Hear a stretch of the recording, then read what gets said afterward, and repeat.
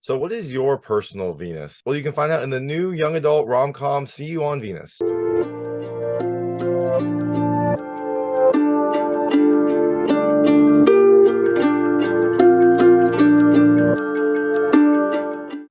everyone, this is David Stark from Watch Our Past, and I'm here to talk to you about See You on Venus, which is coming to theaters on July 21st, 2023. It is a new young adult rom-com starring Virginia Gardner and Alex Aiono, and you would think it would be based on a book. It's actually not based on a book. It is a movie that is being filmed and produced while a book is being written, so they're going to come out at the same time. I guess they'll take aspects of each other. Maybe they'll have some subtle differences. I'm not 100% sure, but I can tell you about the movie. And my hot take is, look, I think you should rent it. It's a sweet journey. It'll tug on your heartstrings. It has some really great music and some beautiful scenery, but the writing is just so-so, and some of the underlying like conflicts and crises seem a little overly emotional. So that being said, I'm going to tell you a little about the film, a few things I like, a few things I didn't like, and then very briefly go into the ending. So as you can imagine, there will be spoilers in the ending section. If you don't want to know what happens in this movie, turn it off then. But before that, I'll keep it vague. I'll keep it spoiler free. I'll let you know when I get to those spoilers. So See You on Venus follows Mia, played by Virginia Gardner, who goes to Spain with Kyle, played by Alex Aiono, to search for Mia's birth mother. And through this journey, they discover a lot about themselves, they discover a lot about each other, and there are some laughs and cries along the way. So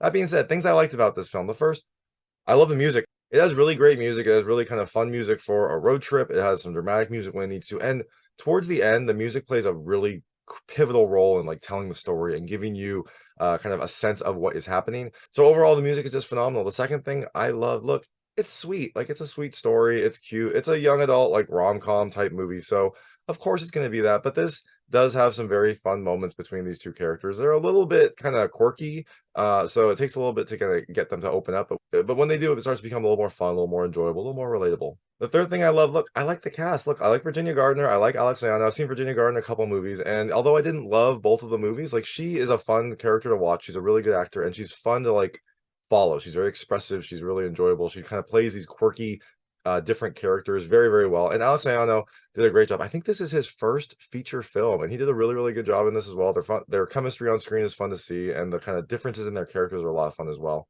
And the last thing I like the scenery. Look, this film was filmed in Spain, like on location in Spain. It was a it's a road trip in Spain, and they kind of went all in on it, and that leads to some very beautiful scenery, some very lovely locations, some really kind of picturesque spots. So look, if you want to kind of like transport yourself somewhere else by watching the movie, this is a really great movie to do it.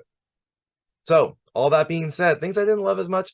The first, the writing is just kind of so-so. It's serviceable. It kind of gets the point across, but it's not the most kind of like natural writing. It's not the most easy to follow. It sometimes feels like they are trying to hit certain points, like get these points in the scene rather than kind of like have the conversation flow naturally. And this could be for anything. I mean, I don't know. It could be the script. It could be because maybe like the book is also being written, so they didn't have that as a basis to then develop these scenes. I don't know what it was, but something about the writing just didn't really click with me. And the last thing I didn't really love, I'll call it the central conflicts. Like there's a couple main like underlying conflicts, underlying issues that both Mia and Kyle have, and they feel a little overly emotional and kind of forced. Like it doesn't, they don't feel like I didn't relate to them very well. Maybe it's because my life experience has been very different from either of these characters, but the kind of big thing that's driving this story, that's driving some of their interactions, just didn't really sit with me. So that being said, See You on Venus comes to theaters on July 21st, 2023, and then it comes to VOD and digital on July 25th, 2023. So that being said, I think you should rent it. It has its moments, it's fun, it has kind of moments of heart. So that is See You in Venus. I'm going to go into the story and the ending right now very briefly. So if you don't want to know what happens in this movie, I would turn it off now because there will be spoilers. So like I said, this film focuses on Kyle and Mia. Kyle is stuck in a rut. He was a great soccer player. Then he was involved in this accident. He and his friend, who was also on the soccer team, were driving, and they collided with another car. And now the driver of the other car died.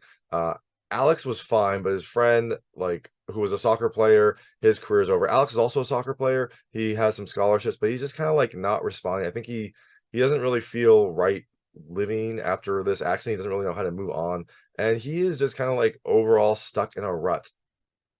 Now, on the flip side, Mia is this like quirky, creative person who has had a very interesting life. She is a foster kid, and she's been through like 12 foster homes in her life, like 12, tons of foster siblings.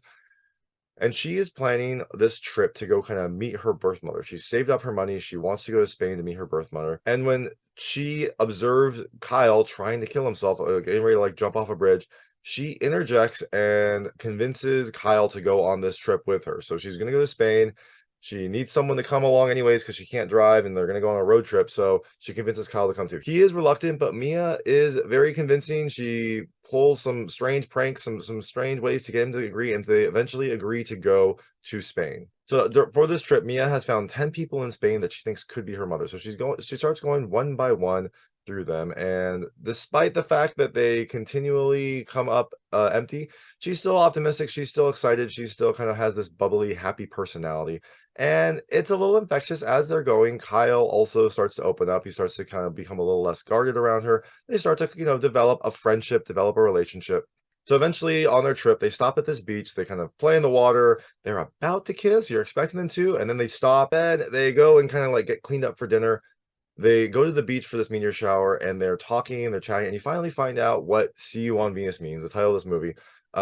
Mia asks Kyle what his favorite place in the universe is, and Mia responds, she says, "Mine is Venus," and it's like a fantasy place for her. It's like a magical, almost like utopia for her, where there's no war or pain or hunger. There's no parents who abandon their kids. There's no death. It seems like she just wants this place to be kind of this perfect place. And after this, she gets Kyle to try to open up about the accident, and he finally does. He finally tells her that he's starting to remember things like before he had like blocked it out, and now as this trip happened, he has started to remember some more things about the accident. He says he just lost control of the car. He was driving, he wasn't supposed to be driving, but that's kind of the circumstances made it that way, and that like he's just like upset about the death of this kid Noah, and the injury to his friend Josh, and he can't really move on.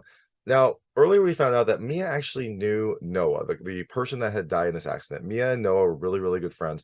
Actually, Noah was supposed to be the one to come on this trip with her. But after he died, she convinced Kyle to come without him knowing. I think he probably wouldn't have liked that trip. But, according to Mia, Noah would have wanted him to like live his life. He would realize that it was an accident, that it wasn't Kyle's fault, and that he shouldn't let that one accident define him. And then Mia tells Kyle like this specific thing that Noah used to say. He used to tell her that there will always be somebody somewhere that is happy that you're born. And so she's using this to like tell Kyle like, look at the perspective, like even though you're upset about this, there's someone else that is happy that you're born.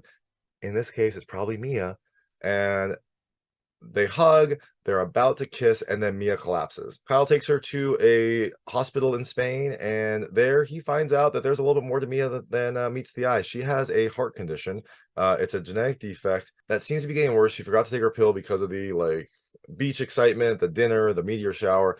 And so she tries to play it off. She thinks it's fine, but we know that this is actually a worse condition than she let on. She lied to Kyle and said that her doctor said it was fine to travel, that she'll have the surgery when she gets back, and that she didn't want to tell Kyle because she just wanted to be treated like a normal person, and she didn't want to like have him treat her like she is like she has a heart condition. But you can definitely tell that something is going on, that she's hiding something. For one, she like crosses her fingers whenever she lies, and she does it a lot in this scene.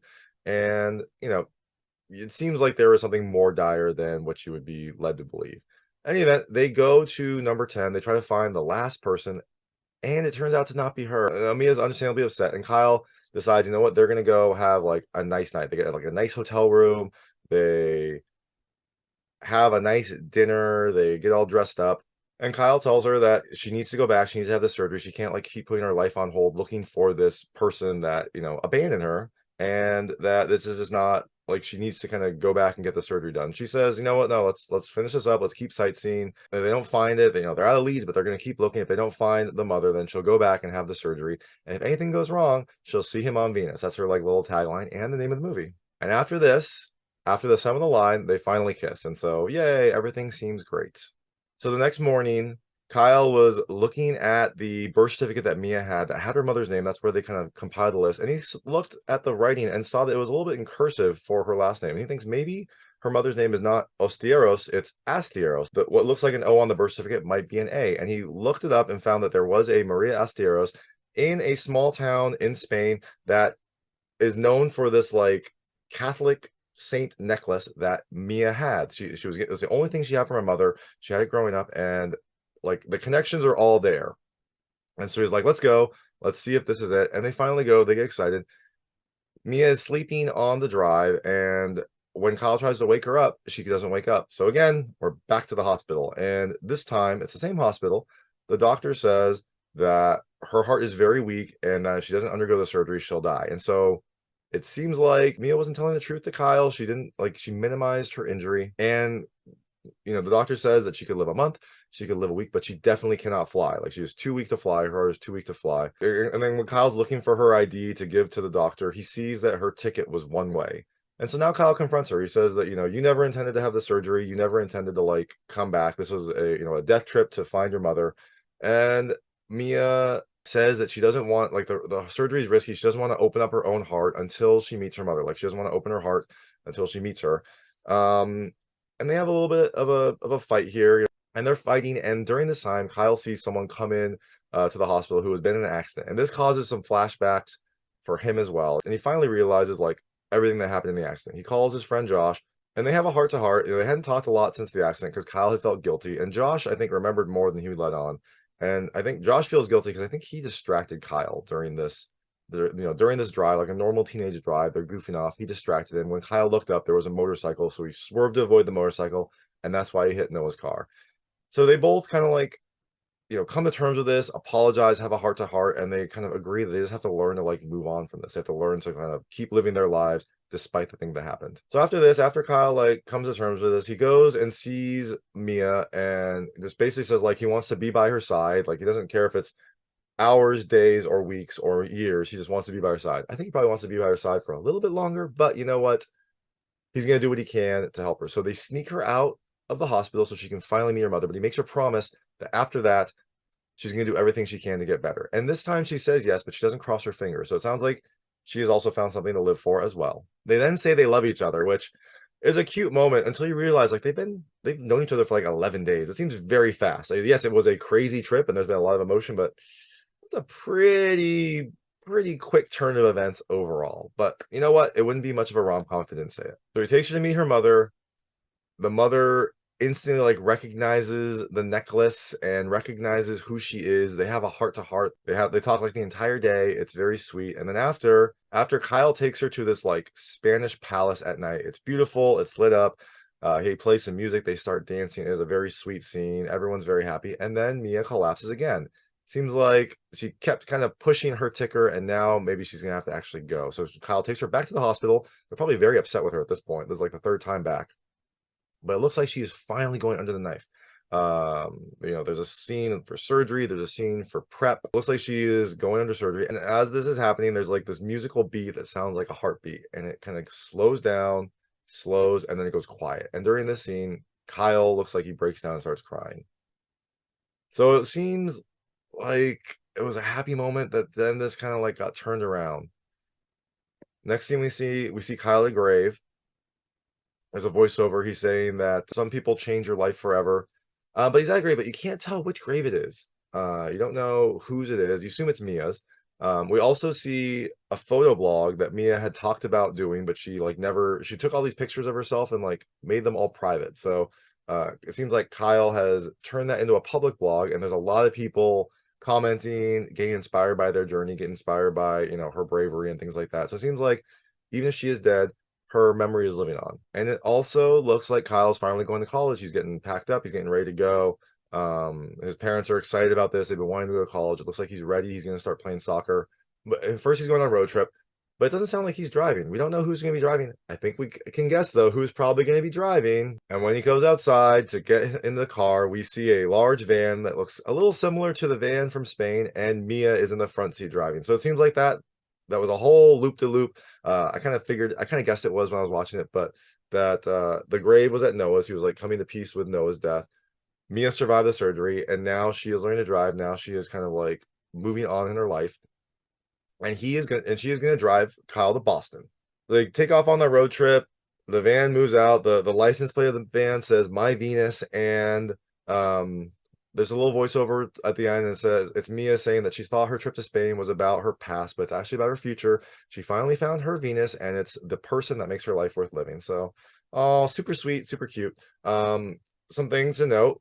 I mean, I guess smart on her for risking that trip, because she flew out to Spain, got the surgery there. I bet you it's a lot cheaper in Spain, and it seems to be successful. So it's a very smart like healthcare strategizing going on there. And it seems like now she's moving on with her life. Now she's gonna kind of like, I don't know. I don't know if she's gonna live with Kyle or just like drive out there and then keep going somewhere else. I think the idea is she will probably live with Kyle out in college, and they'll continue to develop a relationship. She will continue her successful blog and help inspire other people. But that is See You on Venus. It comes at theaters on July 21st, 2023. Like I said, you should probably rent it. It's cute and it has its moments. It'll at least make you smile, and maybe it'll make you cry a little bit. So thanks so much for watching. If you like this review, please like and subscribe to this channel. It helps me out a lot. Make sure all my new content goes straight to you. Thank you.